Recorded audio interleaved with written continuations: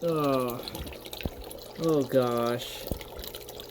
Oh man. Oh fudge. My Oscar died during a water change. Man. Ah.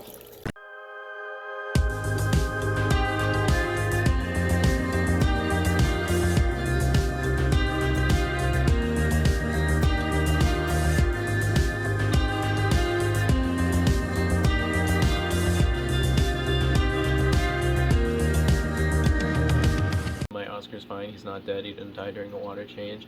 It's actually a very common behavior that cichlids have, South American cichlids have when doing water changes. When you just put a big old siphon in there or do anything to the tank, they're just going to kind of sulk and lay down or hide somewhere. That's just what they do, or float to the top sometimes. But they're totally fine. They're just being super dramatic still. So this is Oscar update number 5 with this little guy, and I just started feeding him some peas, so like some frozen peas for the first time. So I'm just gonna show you the process of feeding your fish some frozen peas, which is super beneficial to their health, and they love it. Oscars, cichlids in general. So some studies have been done. Like if you give them peas in their diet, then if they have red in them, then it's really gonna pop. And you can look those up and see, the more data on that. But I think it's really cool, and it does. I mean, with Meg, I feed Meg peas all the time, and she glows all the time. So really, you always want to unshell your peas. Fish cannot digest the shell of a pea. So you always want to you always want to slice those peas open and just cut the meat out and discard the shells. You never want to feed the shells to the fish. They have a very hard time passing that through their systems, and it's just not going to digest in them, and it could create some blockage and stuff like that on the inside, which is no good. So peas are also another way to kind of keep the swim bladder nice and healthy. So a lot of times you'll see people dealing with swim bladder issues, or see your fish kind of having really bad navigation problems, like if it's swimming around really weird and bouncing around and just not swimming right.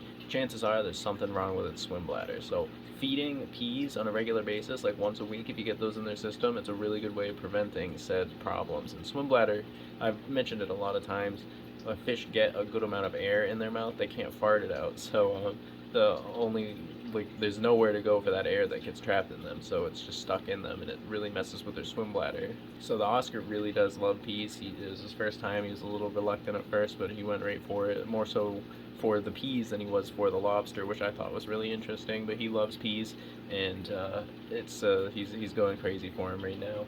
He knows what's coming. But yeah, week number 5, he's definitely a lot more social. He's always coming out. He's not hiding as much. Only when I do my water changes, he's gonna kind of freak out a little bit. But other than that, he's super calm, and he's just being a regular Oscar now, always wanting food and begging all the time. He definitely associates me with food now, so he's always swimming to the front of the aquarium when I'm at the front of the aquarium or whenever I walk by.